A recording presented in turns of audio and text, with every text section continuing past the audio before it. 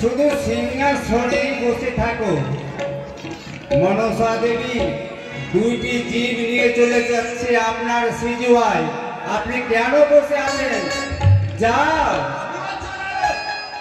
মনসা দুইটি জীব নিয়ে যাচ্ছে সিজুয়া? হ্যাঁ।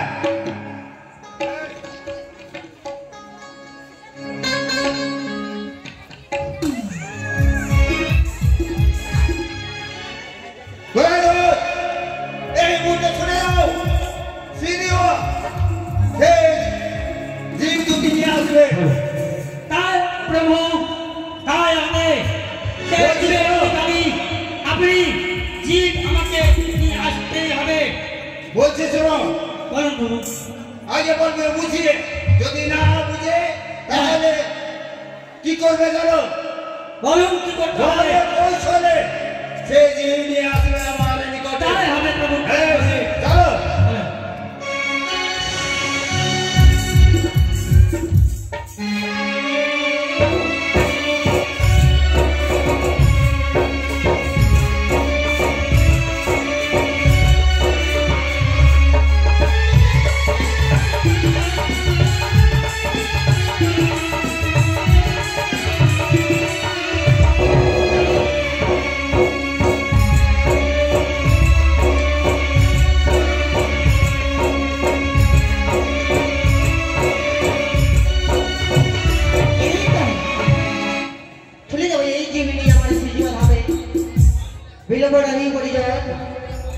চলো রে নাগর।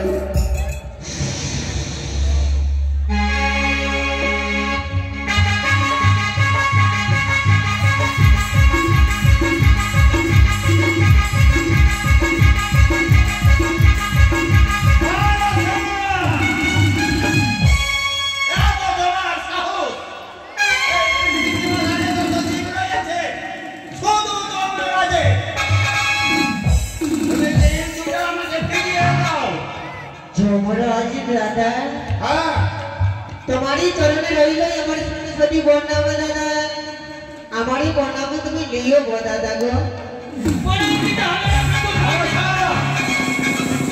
তুমি জানো না এই মাত্র বলে যত জীব রয়েছে শুধু ধর্মরাজে, তাই বলছি সে জীব আমাকে দিয়ে দাও। ওগো জমাই দাদা, এই জীব আমারই কাজের জীব, এই জীব তোমাকে দিতে পারবো না, তুমি ছুটে যাও তোমার নিজে রাইলে, আমাকে যেতে দাও সিজুয়া।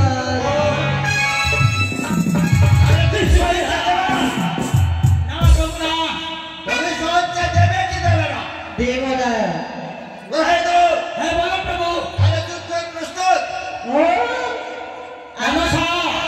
তোমায় এখনো বুঝিয়ে বলছি, সেইটাই তুমি জীব আমার হাতে তুলে দাও, আর তুমি চলে দাও সিজুয়ায়, নইলে তোমার ভবিষ্যৎ অন্ধকার হতে পারে।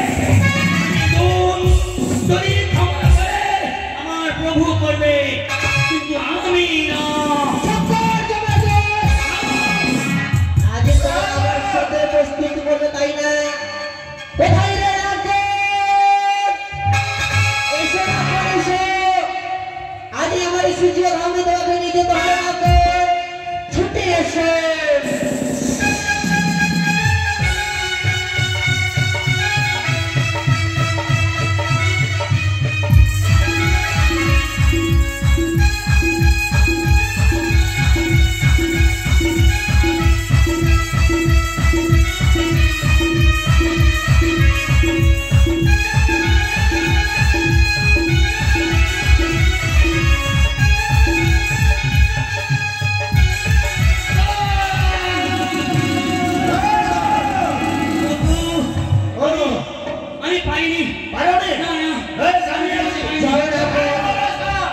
বিশ্রামে যাওয়া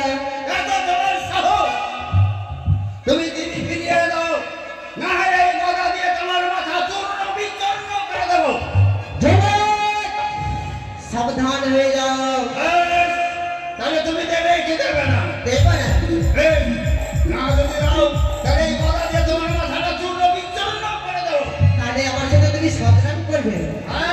তাহলে বেশ তো, তুমি যদি হেরে যাও, এই জীব পাবে না, আমি যদি হেরে যাও, হাসতে হাসতে তোমাকে আমি কুরবানি করবো।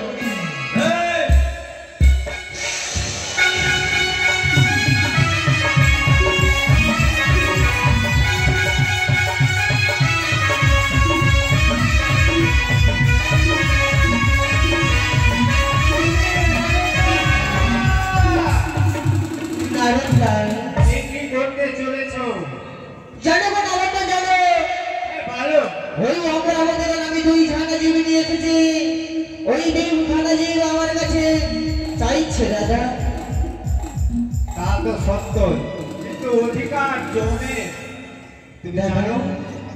জানো দাদা, জানো, হ্যাঁ, এই অধিকারে জীবের সব যমরাজের হয়, তবে আমার পূজার প্রচার জন্য হবে। এই জীব আমি নিয়ে যাচ্ছি আমার সিজুয়া ধামে দাদা। তুমি ঠিকই বলেছো, কিন্তু মিউচাল করে নিয়ে যেতে হবে, তার তো অধিকার। তবে কি করবো দাদা? তার কাছ থেকে চেয়ে নিতে হবে।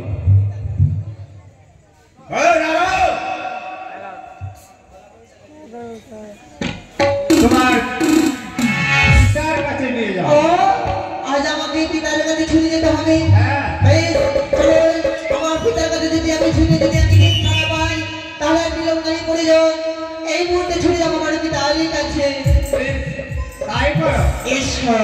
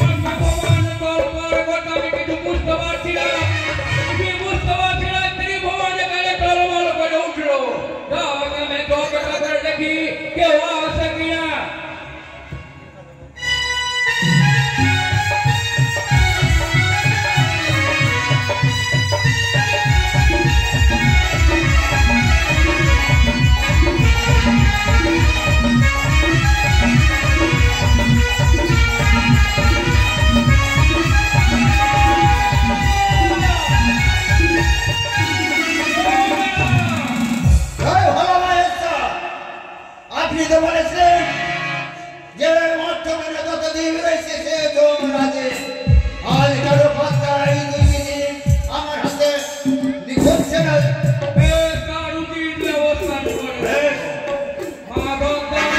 পিতা, তুমি ডোমের সঙ্গে যুদ্ধ করেছো, যমরাজের সঙ্গে যুদ্ধ করেছো, উচিত করেছো। জানো পিতা, জানো, তোমার এই কথা মতো ছুড়িয়ে জানা পিতাই অমরাবতী। ওই অমরাবতীতে এই অনুরোধ জীব আমি মৃত্যু করে নিয়ে আসলাম পিতা, শুধু আমার পূজার প্রচারের জন্য। তাই পিতা ওই জীবখানা চাইছে, ওই যমরাজ পিতা। তুমি ঠিক বলেছ। তুমি যখন ওই অমরাবতী থেকে নিদ্রতার দ্বীপকে জনমার্গ ভূমনে নিয়ে এসেছো, তোমার কিন্তু সাদের বড় নয়, তোমার বাবারই না। তবে হ্যাঁ, আমি একটি কথা বলে দিচ্ছি মাতা, কি পিতা? এই পৃথিবী মণ্ডলে যতগুলো মরা মরে সম্পূর্ণ জীবের মালিক হয় যমরাজ। কিন্তু তাই আজ যমরাজকে তোমাকে দিয়ে দিতে হবে। পিতা গো, হ্যাঁ, ভালো। যমরাজকে বলো আমি আর হস্ত জীব তুলে দেবো, সত্যই কথা। আমি যমরাজের কাছ থেকে যখন জীব চেয়ে নেব, তখন আমাকে যদি দিতে জিজ্ঞাসা রাজি হয়, তাহলে হাসতে হাসতে জীব পরিদান করিব। বেশ, তাই হবে, তাই হবে। যমরাজ বলো মহেশ্বর, ওই যখন ওই পদ্মা অনেকগুলো তার জীব যখন নিয়ে এসেছে, এই জীবের মালিক কিন্তু তোমরা, কিন্তু হিসাবে দেখা যাচ্ছে এই মরাটা কেউ খুব থাকে নয় বাদে। বেশ, কিন্তু যাই হোক, তোমরা পদ্মার সঙ্গে যুদ্ধ করে হেরে গেছো। সুসম্মানে পদ্মা তোমাদের জীব তোমাদের হাতে অর্পণ করে দিবে। তোমরা সেই জীবটাকে আবার পদ্মার হাতে দিতে হবে, তার যখন দরকার পড়বে।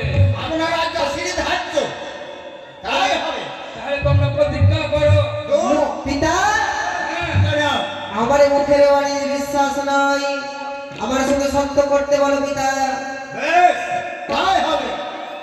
এক সত্য, এক সত্য, দুই সত্য, সত্য, তিন সত্য, তিন সত্য, সত্য তোর নরকে হবে বাবা। তাই হবে মনসা। এই নাও যমরাজ, করিলাম তোমাকে যে আমি বরদান। বেশ, পিতা, জনাদূত, আশীর্বাদ করিব পিতা। বেশ, আমি যেন বিশ্ববাজারে বিশ্বপূজিত হইতে পারি। আজই যেন তাই হবে। আমি সাদের হাতে আমাকে বুঝে মনসা সবাই বলে দেবী করে যেতে পারে। তোমাকে আশীর্বাদ করলাম, তোমার মনের কামনা যেন পূর্ণ হয়। বেশ, জিত দিয়েছি যমরাজকে। এই মুহূর্তে ছুটে যাবো আমি সিজুয়া ধামে। এই সিজুয়া ধামে যে আমি হরিণ রূপকে ধারণ ধবা মনে রূপে ওই জীব হরণ করে এই সোনকারে গর্ভে নিয়ে পূজার প্রচার করিব আমি এই ধরার ধামে। তবে বিলম্ব নয়, চলরি নাগ মম হংস রাধে নিয়ে চলো নাগ হংস। আস্তে আস্তে মায়েদেরকে বলছি, আস্তে মায়েদের বলছি, মায়েরা আপনারা বাড়ি যাবেন না, এখন আরো গান হবে। আমাদের সনকা সাথ খাবে, সনকা লক্ষ্মীদার জন্ম হবে।